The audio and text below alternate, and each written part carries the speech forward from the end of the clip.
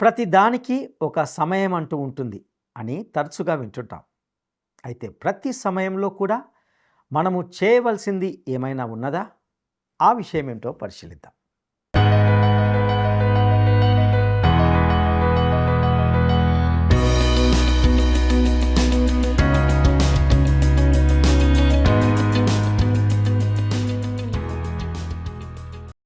ప్రియమైన మిత్రులారా, ప్రేమధార కార్యక్రమానికి మీకు స్వాగతం. శాశ్వతమైన దేవుని కృపలో మీరు క్షేమంగా మరియు భద్రంగా ఉన్నారని మేము విశ్వసిస్తున్నాం. ఈ కార్యక్రమం నుండి మీరు ఏం నేర్చుకుంటున్నారో దాన్ని మీ జీవితంలో కూడా అన్వయించుకుంటున్నారని ఆశిస్తున్నాం. నేటి ఈ కార్యక్రమంలో కడవరి దినాలకు సంబంధించి విశ్వాసులకు ఇవ్వబడిన ముఖ్యమైన హెచ్చరికలను గురించి తెలుసుకుంటాం. ఇక సందేశాన్ని వినడానికి సిద్ధపడదామా?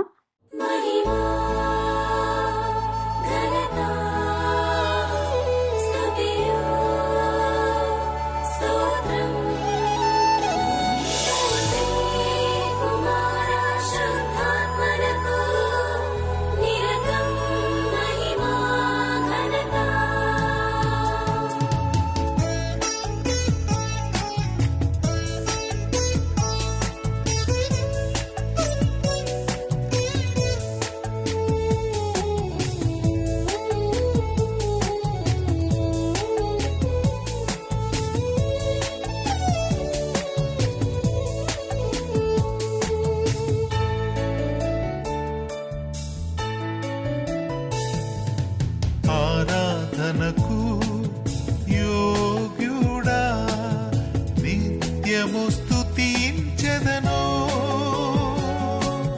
నీ మేలులను మరువకనే ఎల్లప్పుడు స్తుతి పాడెదను.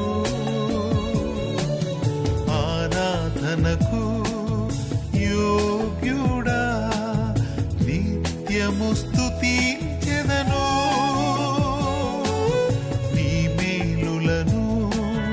మరువకనే ఎల్లప్పుడు స్తుతి పాడెదను.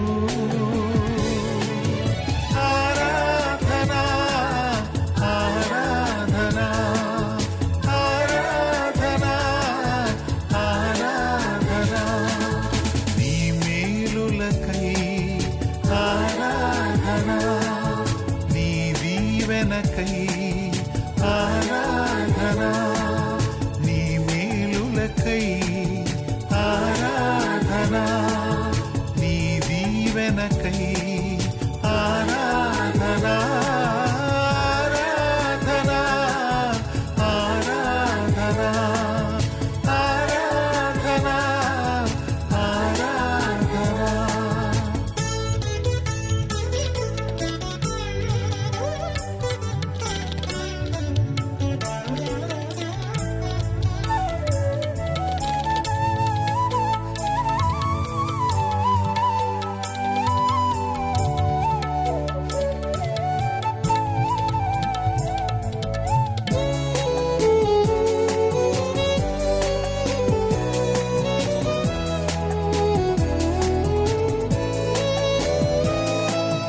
దినమెల్ల నీ చేతులు చాపి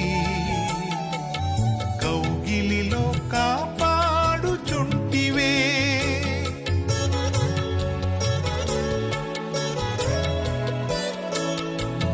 దినమెల్ల నీ చేతులు చాపి నీ కౌగిలిలో కాపాడుచుంటివే,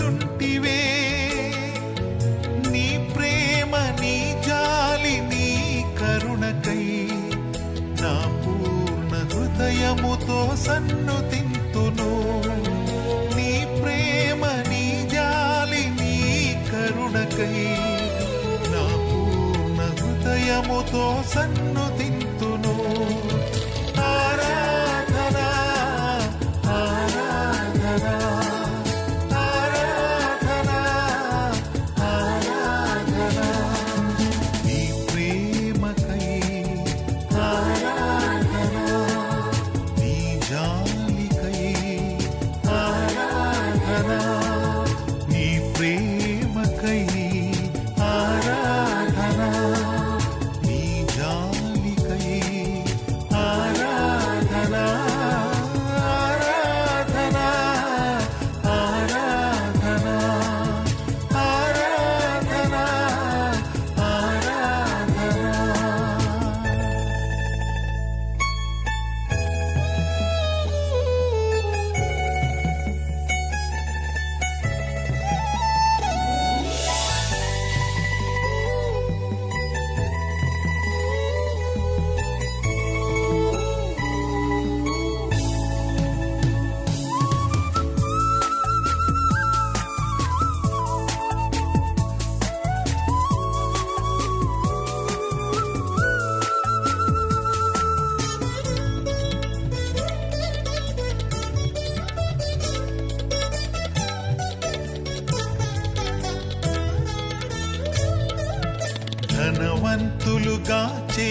చేయుటకు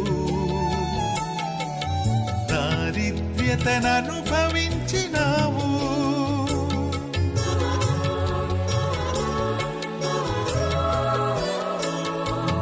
ధనవంతులుగా చేయుటకు దారిద్ర్యతను అనుభవించినావు. హెచ్చించి ఘనపరచిన నిర్మలాత్ముడా, పూర్ణాత్మ మనస్సుతో కొనియాడెదను. హెచ్చించి ఘనపరచిన నిర్మలాత్ముడా, పూర్ణాత్మ మనస్సుతో కొనియాడెదను. ఆరాధనా ఆరాధనా ఆరాధనా ఆరాధనా నీ కృప కొరకై ఆరాధనా, ఈ స్థితి కొరకై ఆరాధనా, నీ కృప కొరకై ఆరాధనా, ఈ స్థితి కొరకై ఆరాధనా ఆరాధనా ఆరాధనా ఆరాధనా ఆరాధనా ఆరాధనకు ప్రియమైన ప్రేమధార టీవీ వీక్షకులందరికీ మన రక్షకుడును ప్రభువైన యేసుక్రీస్తు అతి శ్రేష్టమైన నామంలో శుభములు తెలియజేస్తున్నాం. నేటి మన ధ్యాన భాగంగా అపోస్తులుడైన పౌలు తిమోతికి వ్రాసిన 2వ పత్రిక 4వ అధ్యాయము 1 నుండి 5 వరకు ధ్యానించుకోబోతున్నాం. ఈ చివరి అధ్యాయంలో ఈ అంత్య దినాలకు సంబంధించి కొన్ని ప్రత్యేకమైన సూచనలను, సలహాలను మనం గమనిస్తాం. ప్రియులారా, తిమోతికి వ్రాసిన 2వ పత్రిక యొక్క చివరి అధ్యాయానికి వచ్చినప్పుడు మనకు ఒక విషాద భావం కలుగుతుంది. ఎందుకంటే పౌలు కడవరి దినాలకు సంబంధించిన సూచనలను తిమోతికి ఇస్తున్నాడు. అలాగే పౌలు మరణశయ్యపై ఇచ్చిన సాక్ష్యం కూడా ఇక్కడ ఉంది. బహుశా ఇవి అతని చివరి వ్రాతలు కావచ్చు. ఇందులో అతని ఒంటరితన భావాన్ని మనము గమనించవచ్చు. అతడు రోమ్లోని భయంకరమైన నేరస్తులు ఉంచబడే పురాతనమైన కనీస వసతులు లేని మామెటైన్ జైల్లో ఒంటరిగా బంధింపబడి ఉన్నాడు. అతనికి చలివేస్తుంది. తనకు సహాయకరంగా తిమోతిని తన కోటు తీసుకురమ్మని అడుగుతున్నాడు. ఒకవేళ నీవు నేను గనక ఆ జైల్లోకి వెళ్తే అక్కడ బంధించబడడం కాదు కదా, కొంత సమయం గడపడానికి కూడా అంతగా ఇష్టపడం. అతనికి ఒంటరితనం ఉంది, సమయము గడవకుండా ఉంది. అతడు తిమోతిని తన పుస్తకాలు, ముఖ్యంగా చర్మపు కాగితములను తీసుకురమ్మని అడుగుతున్నాడు.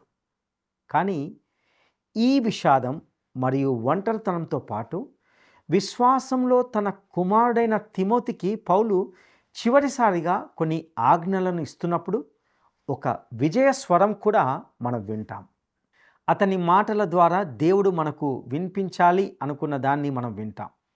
ఇది మీకు మరియు నాకు పౌలు తెలియజేస్తున్న చివరి మాటలు. ఒకవేళ మీరు ఈ మాటలను అంగీకరించడానికి సిద్ధంగా లేకపోతే ఇక అతడు మీతో మరేమి చెప్పాల్సిన అవసరం లేదని నేను భావిస్తున్నాను. ఇక పౌలు తిమోతికి ఇచ్చిన చివరి ఆదేశాలను లేదా ఆజ్ఞలను మనము గమనిద్దాం. తిమోతికి వ్రాసిన 2వ పత్రిక 4వ అధ్యాయము 1 వచనాన్ని గమనిద్దాం. దేవుని ఎదుటను, సజీవులకును మృతులకును తీర్పు తీర్చు క్రీస్తు యేసు ఎదుటను, ఆయన ప్రత్యక్షత తోడు, ఆయన రాజ్యము తోడు, నేను ఆనబెట్టి చెప్పున్నదేమనగా. ప్రియులారా, ఈ వచనాన్ని గమనించారా? ఇందులో సజీవులకును మృతులకును తీర్పు తీర్చు అనే మాటను గమనిస్తాం. అనగా ఇది దేవుడు మరియు ప్రభువైన యేసుక్రీస్తు సన్నిధిలో ఇవ్వబడిన ఒక గంభీరమైన ఆజ్ఞగా మనం గుర్తించాలి. పౌలు మాట్లాడుతున్న ప్రతి పదాన్ని క్షుణ్ణంగా పరిశీలించే ప్రయత్నం చేద్దాం. ఆయన ప్రత్యక్షత తోడు, ఆయన రాజ్యము తోడు అనే మాటల్లోని భావం ఏమిటంటే, ఇక్కడ క్రీస్తు ప్రత్యక్షత మరియు ఆయన రాజ్యము ఈ రెండు ఒకటి కాదు అనే విషయాన్ని మనము గమనించాలి. ఆయన ప్రత్యక్షత అంటే క్రీస్తు తన సంఘాన్ని దర్శించే సమయం అన్నమాట. అనగా సంఘము మధ్యాకాశానికి ఎత్తబడడాన్ని సూచిస్తుంది. ఆయన రాజ్యం అంటే క్రీస్తు భూమిపై తన రాజ్యాన్ని స్థాపించడానికి తిరిగి వచ్చే సమయాన్ని వెల్లడిపరుస్తుంది. 2 సార్లు ఆయన తీర్పు తీర్చబోతున్నాడు. ఆయన తన వారిని ఈ లోకం నుండి తీసుకున్నప్పుడు వారిని తీర్పు తీరుస్తాడు. అలాగే మహాశ్రమల కాలంలో దేవుని వైపు తిరిగిన వారిని కూడా తీర్పు తీరుస్తాడు.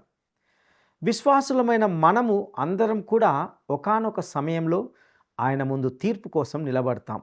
మనకు బహుమానం లభిస్తుందో లేదో తెలుసుకోవడానికి మన జీవితాలు పరీక్షించబడతాయి. ప్రియులారా, ఇంతకీ ఇక్కడ పౌలు చెప్పేది ఏమిటంటే, తిమోతి, నీవు ఆయన ముందు నీ జీవితం తీర్పు తీర్చబడడం కోసం నిలబడబోతున్నావు అనే వాస్తవాన్ని గమనించు, జాగ్రత్తగా మసలుకో అని ఆజ్ఞాపిస్తున్నట్లుగా చూస్తాం. తిమోతికి ఇవ్వబడిన ఈ సూచనలు ఆనాడు పౌలు తన నోటితో ఇచ్చిన సమయంలో ఉన్నట్లుగానే ఈరోజు మనకు కూడా సంబంధించినవే అని మనం గ్రహించాలి. ఈరోజు ఈ సమయంలో ఈ మాటలను ఇప్పుడు దేవుడు మీకు మరియు నాకు చెప్పే మాటలుగా ఉన్నాయని గ్రహించాలి. ఇక తిమోతికి రాసిన 2వ పత్రిక 4వ అధ్యాయము 2వ వచనాన్ని ఇప్పుడు గమనిద్దాం. వాక్యమును ప్రకటించుము, సమయమందును అసమయమందును ప్రయాసపడుము, సంపూర్ణమైన దీర్ఘశాంతముతో ఉపదేశించుచు ఖండించుము, గద్దించుము, బుద్ధి చెప్పుము. ప్రియులారా, ఇక్కడ వాక్యమును ప్రకటించుము అంటే వాక్యాన్ని ప్రచారం చేయడం, దానిని ప్రసారం చేయడం, ప్రకటించడం అని అర్థం చేసుకోవాలి. ఈ మాట ఒక పెద్ద ర్యాలీలో నినాదించే, ప్రజలు ప్రతిస్పందించే నినాదం. మన దేశ స్వాతంత్ర సమరంలో ఎంతోమంది స్వాతంత్ర పోరాట యోధులు ఉద్యమం చేస్తున్నప్పుడు పలికినటువంటి ఎన్నో బలమైన నినాదాలు ఉండేవి. ఈరోజు విశ్వాసులుగా మన నినాదం ఏమిటంటే వాక్యమును ప్రకటించుము. ఇక అదేవిధంగా ఇదే వచనంలో సమయమందును అసమయమందును అనే మాటను కూడా గమనిస్తాం. ఈ మాటలోని అర్థం ఏమిటంటే ఏ సమయంలోనైనా మనము వాక్యాన్ని ప్రకటించగలగాలి.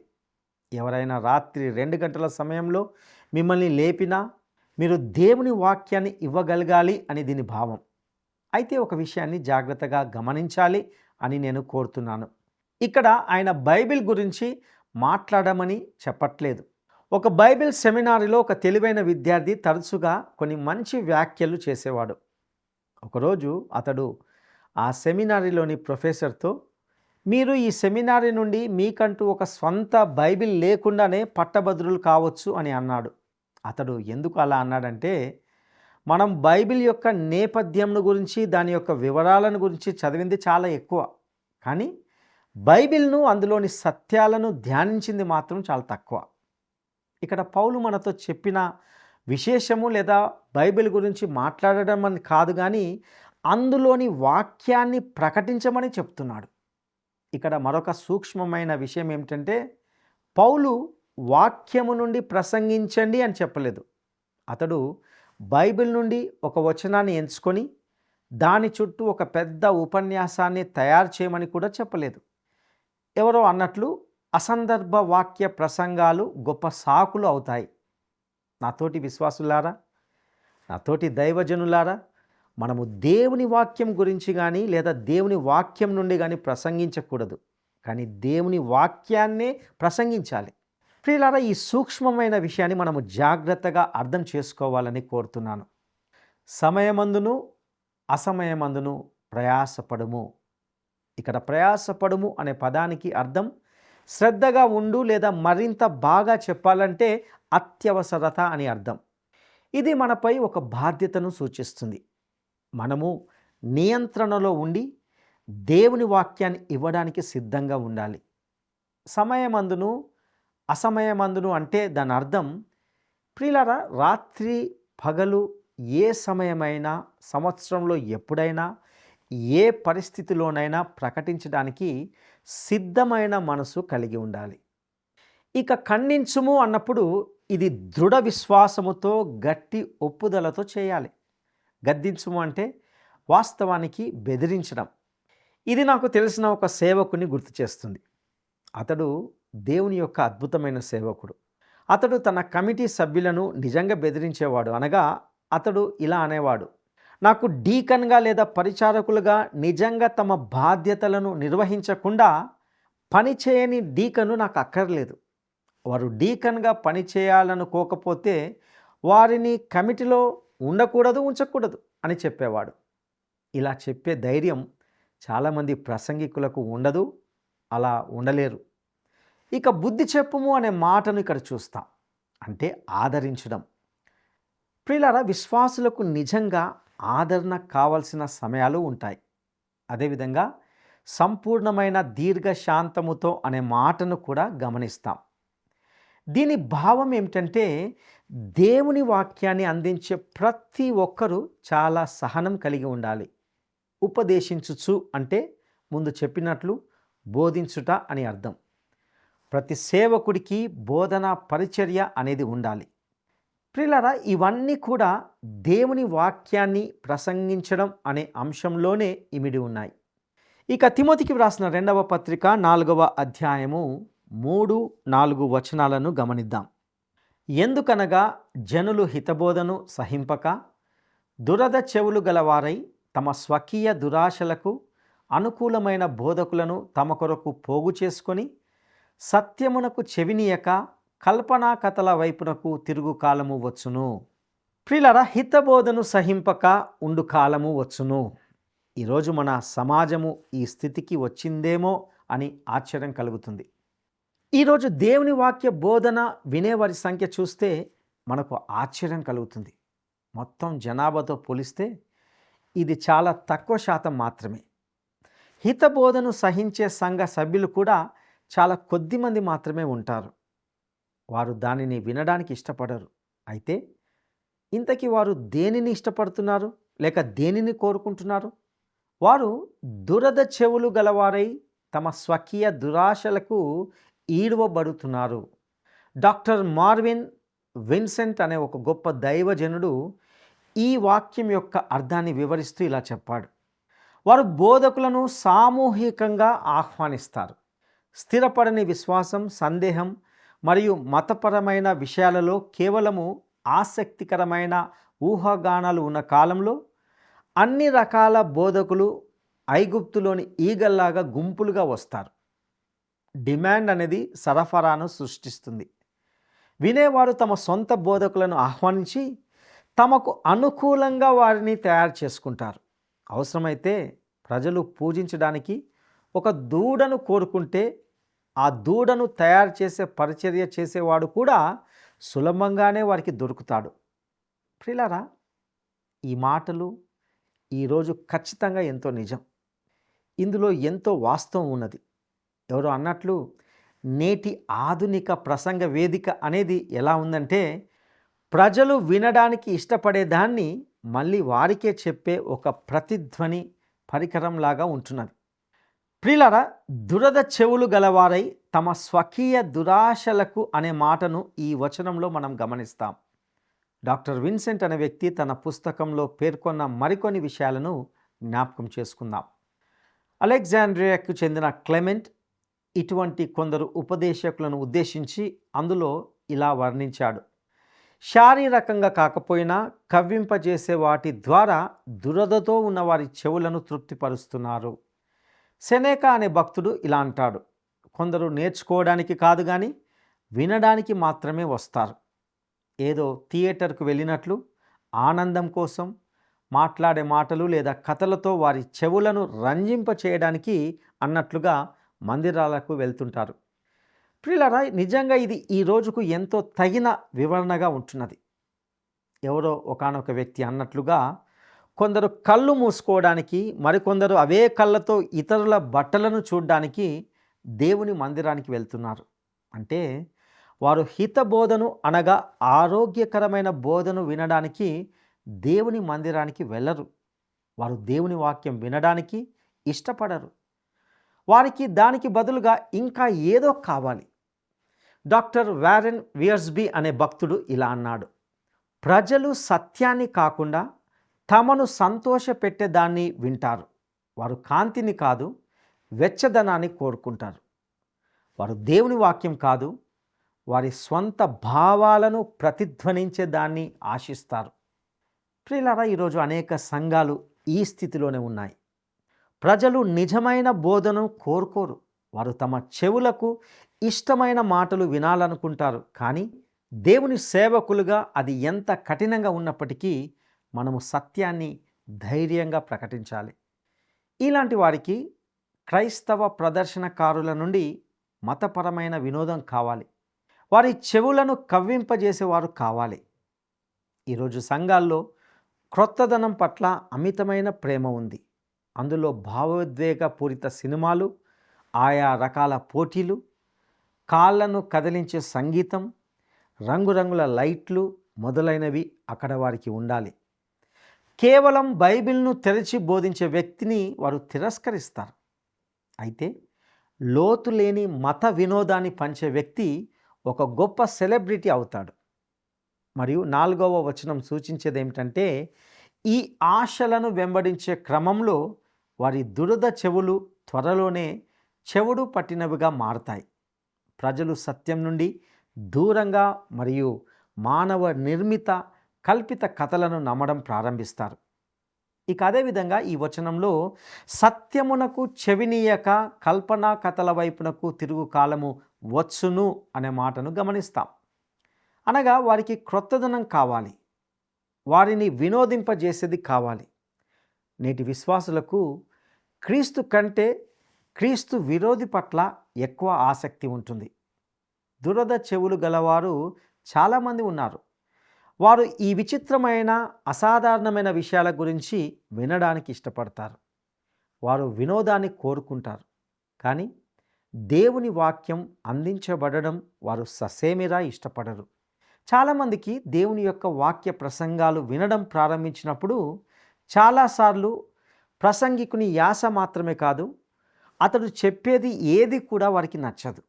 అతడు వారిని మొత్తుతున్నాడని చాలామంది ఆరోపిస్తుంటారు. వాస్తవానికి ఏ దైవ సేవకుడు ఎవరిని మొత్తడం లేదు. కేవలం దేవుని వాక్యం అలా చేస్తుంది. వారు కేవలం లేఖనాలను ప్రసంగిస్తున్నారు అంతే. ఆ తర్వాత ప్రజలు దేవుని వాక్యాన్ని క్రమంగా వినడం కొనసాగించినప్పుడు దేవుని వాక్యం వారికి మేలు చేస్తుందని గ్రహించిన వారు ఎంతోమంది ఉంటున్నారు. ప్రియులారా, వాక్యాన్ని ఎప్పుడు వినని అనేక మంది ఉన్నారని నాకు తెలుసు. వారు వినడం ప్రారంభించి తర్వాత క్రమేపీ నెమ్మదిగా నిష్క్రమించారు.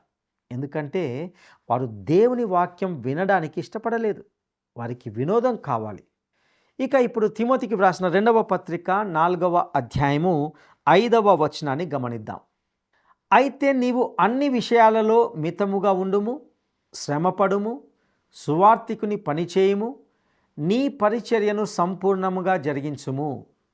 ఇక్కడ సువార్తికుని పని అంటే ఈరోజు మనము అర్థం చేసుకున్నట్లు కాదు. పౌలు కాలంలో సువార్తికుడు అంటే ప్రయాణించే బోధకుడు, ఒక మిషనరీ. ఆ అర్థంతో చూస్తే పౌలు ఒక సువార్తికుడుగా ఉన్నాడు. ఇప్పుడు పౌలు తిమోతితో తనతో కలిసి ఉన్నప్పుడు చేసిన సువార్తికుని పని చేయము అని చెప్తున్నాడు. ఇక ఈ వచనంలో శ్రమపడుము అనే మాటను కూడా గమనిస్తాం. చివరి రోజుల్లో దేవుని వాక్యం ప్రకటిస్తున్నందుకు తిమోతి ఇబ్బందులను ఎదుర్కొంటాడని అతడు ముందుగానే హెచ్చరించాడు. ప్రియులారా, విశ్వాసులుగా మన విశ్వాస జీవితాన్ని ఎంతో జాగ్రత్తగా కాపాడుకోవాలని హెచ్చరింపబడుతున్నాం. ఒకానొక రోజు మనము క్రీస్తు యేసు న్యాయపీఠం ఎదుట మన క్రియలను బట్టి తీర్పు తీర్చబడతామని గుర్తుంచుకోవాలి. దేవుని వాక్యాన్నే మనము ప్రకటిస్తూ ఉండాలి. ప్రతి సమయంలో ప్రభు పని కొరకు ప్రయాసపడడానికి సిద్ధంగా ఉండాలి. సహనముతో, దీర్ఘశాంతముతో దేవుని వాక్యాన్ని ఇతరులకు బోధిస్తూ, ఖండించే విషయంలో, గద్దించే విషయంలో, బుద్ధి చెప్పే విషయంలో మనము క్రియాపూర్వకంగా పనిచేస్తూ ఉండాలి. నేటి దినాల్లో సంఘములోని ప్రజలు హితబోధను వినడానికి ఇష్టపడడం లేదు. దేవుని బోధను వినే విషయంలో నేటి దినాల్లో చాలామంది దురద చెవులు గలవారిగా ఉంటున్నారు. కల్పనా కథలను చెప్పేవారిని తమకు బోధకులుగా ఉండాలని ఆశపడుచున్నారు. ప్రియ సహోదరుడా, సహోదరి, ఇటువంటి భయంకరమైన దినాల్లో నీ ఆధ్యాత్మిక జీవితం ఎలా ఉన్నది? ఈ లోకంలో కలిసిపోయి, లోకంలో రాజీ పడిపోయి జీవిస్తున్నావా? లేక దేవుని వాక్యాన్ని ఆస్వాదిస్తూ హితబోధను వింటూ దేవుని వాక్యంలో ఎదుగుచున్నావా? నిన్ను నీవు కాపాడుకుంటూ దేవునిలో కొనసాగడానికి పరిశుద్ధాత్మ దేవుడు మీకు సహాయం చేయనుగాక. దైవాశీస్సులు. ప్రార్థించుకుందాం. రక్షకుడును ప్రభువైన యేసయ్యా, నీకు వందనాలు, స్తుతులు చెల్లిస్తుంటున్నాం. ఈ దినము మీరు మీ సందేశంని అందించిన విధానానికే నీకు వందనాలు చెల్లిస్తుంటున్నాం. నీ వాక్యము ఎంతో శ్రేష్టమైనది, బలమైనది. నీ వాక్యపు హెచ్చరికలకై నీకు వందనాలు. ఈ చివరి రోజుల్లో ఉంటున్న మాకు మేలు కొలుపుగా ఇస్తున్నటువంటి ప్రతి సత్యానికే నీకు వందనాలు చెల్లిస్తున్నాం. ఇందులో విన్న ప్రతి సత్యాన్ని మేము అన్వయించుకోవడానికి నీ కృపా సహాయం దయచేయమని మా రక్షకుడును నమ్మదగిన యేసయ్య శ్రేష్టమైన ఘనమైన నామంలో అడిగి స్తుతించి వేడుకుంటున్నాము తండ్రి. ఆమెన్. గత అనేక సంవత్సరాలుగా మీరు వివిధ మాధ్యమాల ద్వారా వింటున్న ప్రేమధార క్రమబద్ధమైన బైబిల్ అధ్యయనాలు ఫిబ్రవరి 2వ తేదీ నుండి సరికొత్త విధానములతో ప్రసారం కావడానికి సిద్ధంగా ఉన్నాయి. తప్పకుండా వినండి, వీక్షించండి.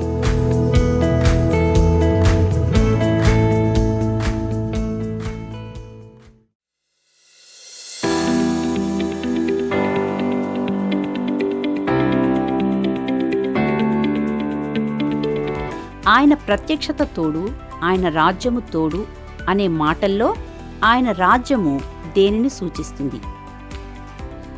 ఆయన ప్రత్యక్షత తోడు, ఆయన రాజ్యము తోడు అనే మాటల్లో ఆయన రాజ్యము దేనిని సూచిస్తుంది? 1. క్రీస్తు మధ్యాకాశంలో తన సంఘమును కలుసుకునే సమయము. 2. క్రీస్తు తన సంఘాన్ని దర్శించే సమయం. 3. క్రీస్తు భూమిపై తన రాజ్యాన్ని స్థాపించడానికి తిరిగి వచ్చే సమయం. ఈ ప్రశ్నకు సరైన జవాబును ఈ వాట్సాప్ నంబర్కు పంపండి. మా వాట్సాప్ నంబర్ 9399952570. ఈరోజు బైబిల్ అధ్యయన కార్యక్రమం మీకు ఆశీర్వాదకరంగా ఉందని మరియు మీరు దాన్ని ఆస్వాదించారని విశ్వసిస్తున్నాం. విశ్వాసులుగా ఈ వాక్యపు హెచ్చరికలను మీ జీవితాలకు అన్వయించుకుంటూ ఆధ్యాత్మికంగా బలపడాలనేదే మా కోరిక. మీకు ఏవైనా ప్రశ్నలు కానీ లేదా సందేహాలు కానీ లేక ప్రార్థనా మనవులు కానీ ఉంటే క్రింద ఇవ్వబడిన ఫోన్ నంబర్కి కాల్ చేయడానికి సంకోచించకండి. మీ అభిప్రాయాన్ని మేము విలువైనదిగా భావిస్తున్నాం. మీ ఫోన్ కాల్ కోసం మేము వేచి ఉంటాం. దేవుడు మీకు తోడయుండి నడిపించునుగాక. ఆమేన్. ఈ కార్యక్రమం మీకు నచ్చిందా? అయితే వెంటనే మిస్డ్ కాల్ ఇవ్వండి. బహుమతి పొందే విజేత మీరే కావచ్చు.